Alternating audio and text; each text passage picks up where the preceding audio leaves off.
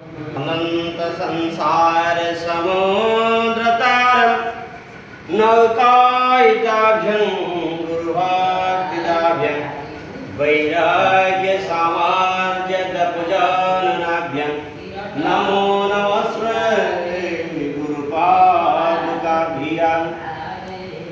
गुरु परंपरा रे समग्र विश्व बंधा समस्ते ईश्वर अच्छी न अच्छी यापर तर्क करें वितर्क करें कि गुरु परंपरा को कहीं छाड़ी पारे ना। गुरुवाद आम समस्ते बंधा। गुरु एक मुक्तिदाता। गुरु होती ये संसार पार करने नौका सदृश नवा को बाहन करती। ये गिरिधारी आश्रम 1600 ख्रीष्टाब्द पंच सखांक समय आश्रम ये आश्रम में आज आमर जो प्रवाद अच्छी सप्तपुरी अमावास्या गिरिधारी महाप्रभुंर महापरायण दिवस ये दिन होता।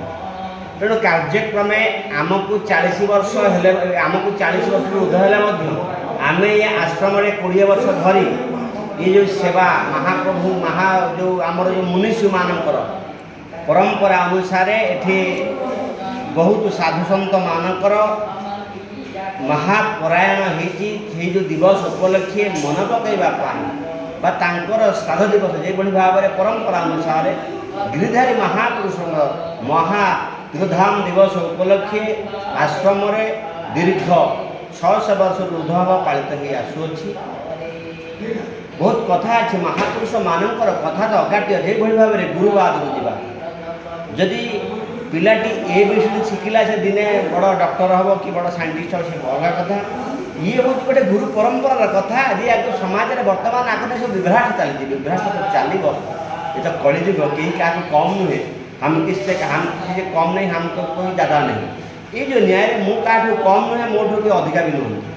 ये जो वर्तमान परंपरा चली ये जो कलिजुगर रीति बड़ विपरीत ये रीति आ नीति की वर्तमान लोग भूली जाए श्राद्ध कले कौन हम। अरे श्राद्ध हो कि श्रद्धायुक्त ये जो महापुरुष माने से जो समय घर अरण्य एटी आज तपस्या तपस्या नुह एटी आज रही आमको जीवन धारा देखते आम मन पकड़ा पड़े उदाहरण मन पकड़ा आम हूँ कर्तव्य कर्म।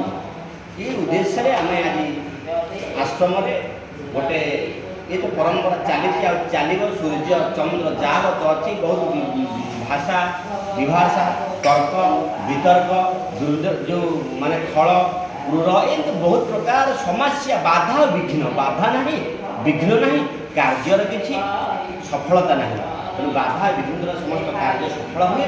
नाना प्रकार लोक नाना प्रकार कथा कहते जो कौन आप कहते बाधा ना आपंकर कार्य सक्सेस ना जिते बाधा आम से उपरको दिया। बर्तमान तो श्रद्धा रहित काम सब जगह चली बापा को जो बापा जो आप देखते बर्तमान समय किभली भाव में वृद्धाश्रम खुली चली आ ऋषि परंपरा कथा पचारू जिते मो घरे मो बापा सुस्थ नुहे से बाबाजी का पचारे जो न्याय परंपरा अच्छी ये ऋषि परंपरा किए ऋषि माने से पिता गुरु माता गुरु देवगुरु शिक्षा गुरु दीक्षा गुरु एमती बहुत प्रकार गुरु अच्छे।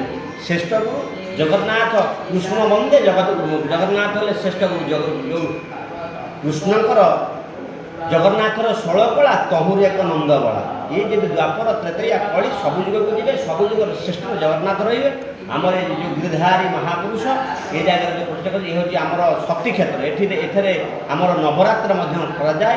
नवरात्र आरंभ कर 12 मास जो आप कहते 12 मास पर्व ना आज्ञा आमर गोटे अधिवर्ष पड़े प्रति 3 वर्ष आमर गोटे 13 मासिया पर्व पड़े। तेणु से कहुए अधिमास से जो अधिमास पर्व हुए तेणु ओडिशा 12 मास 13 पर्व चले ये आश्रम सब चलिए।